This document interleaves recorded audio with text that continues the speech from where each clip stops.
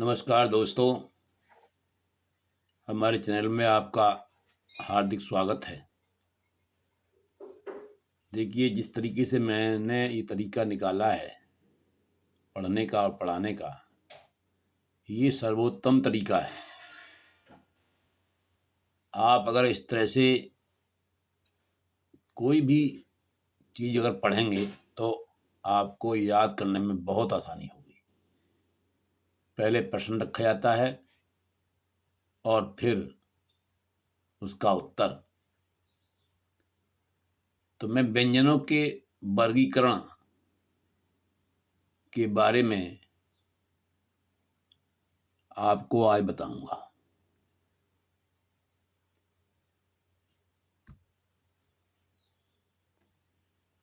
व्यंजनों का वर्गीकरण कितने आधारों पर किया गया है?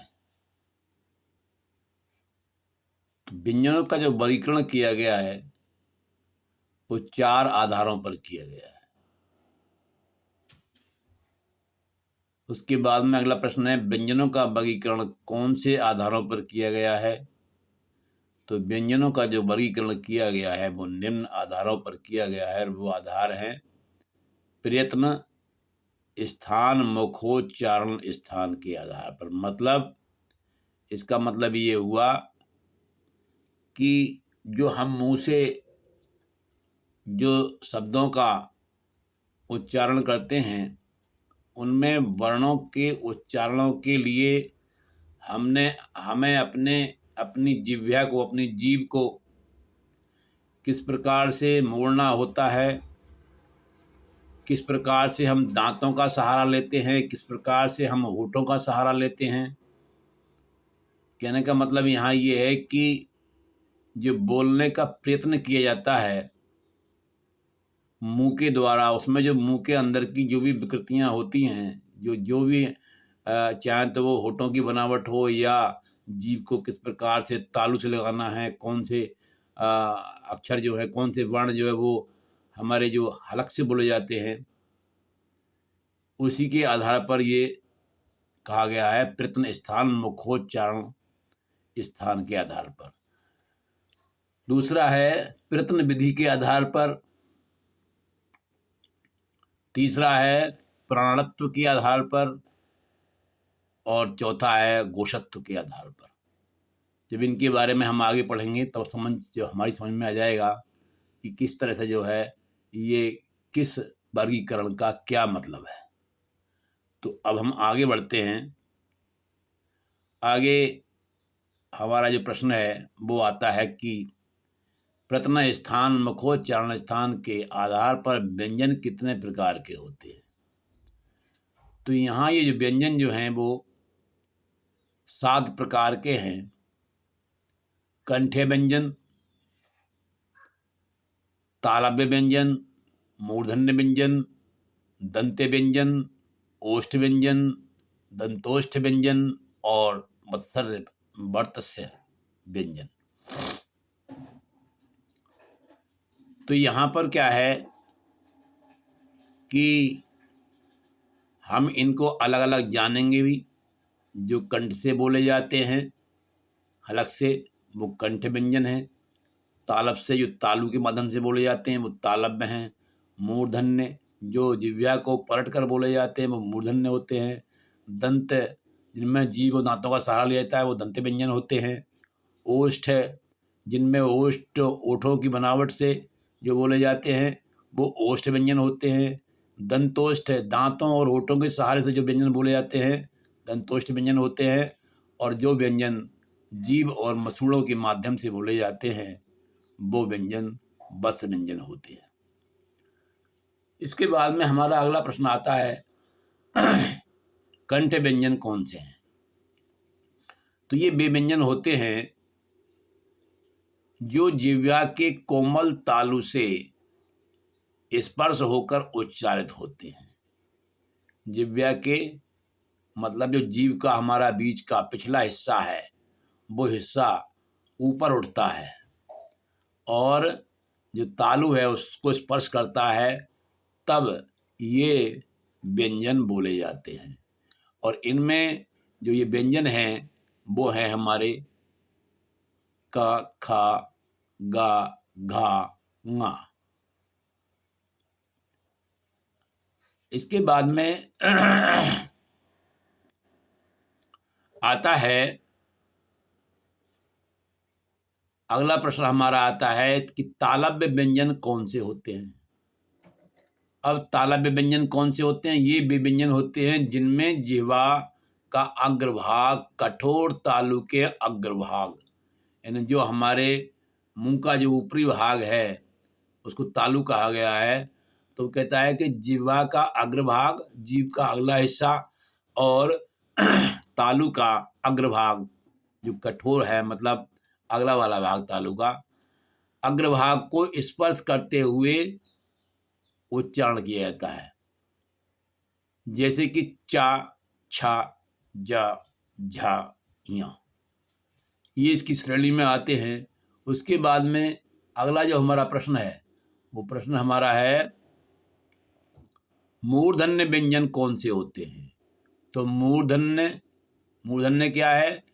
ये जो है, जो तालु है हमारा, उसका जो मध्य भाग है उसको मूर्धा कहा जाता है। अब इसमें जब जिह्वा का अग्रभाग,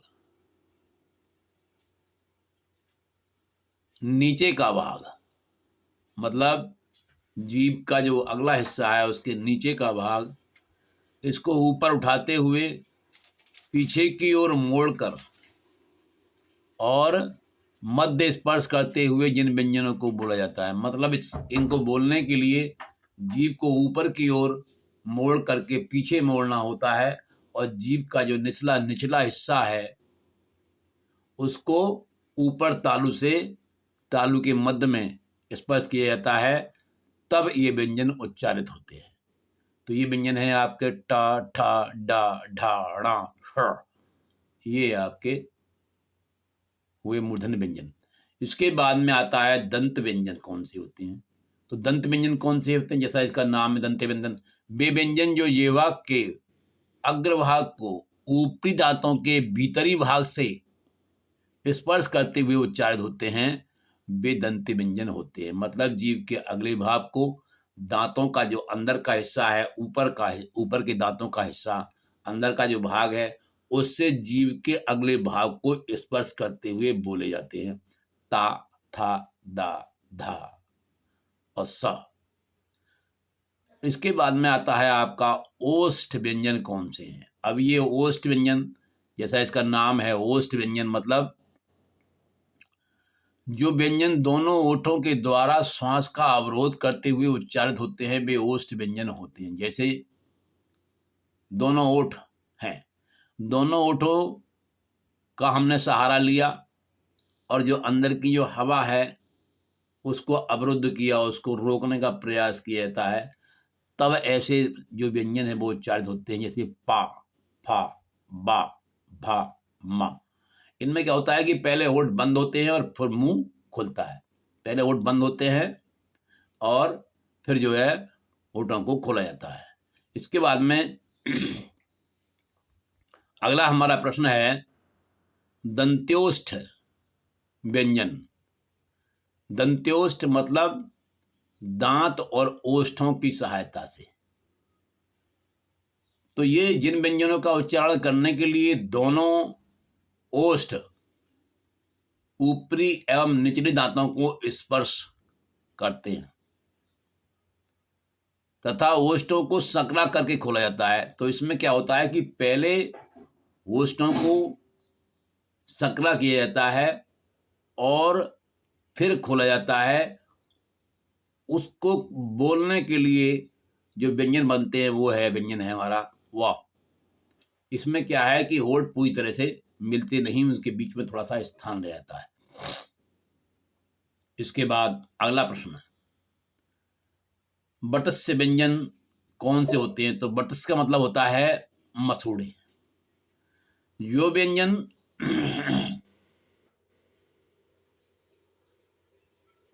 जीवा का अग्री भाग, अग्र ऊपरी तल, जीव का ऊपर का है, सब अग्र ऊपरी तल जीव का अग्र ऊपरी हिस्सा को ऊपरी मसूड़ों को स्पर्श करते हुए बोले जाते हैं, वे वर्त्स व्यंजन कहलाते, जैसे ना, रा, ला। तो इस प्रकार से आपने इन व्यंजनों के बारे में जाना कि ये व्यंजन किस प्रकार से मुंह की विकृति से उत्पन्न होते हैं। और अब इसके बाद जो दूसरी प्रकार के व्यंजन हैं वो मैं आपको अगली वीडियो में बताऊंगा। और आप वीडियो देखने के लिए बहुत बहुत धन्यवाद। और इस प्रकार से आप वीडियो देखिए, सब्सक्राइब कीजिए, लाइक कीजिए और शेयर कीजिए। बहुत बहुत धन्यवाद।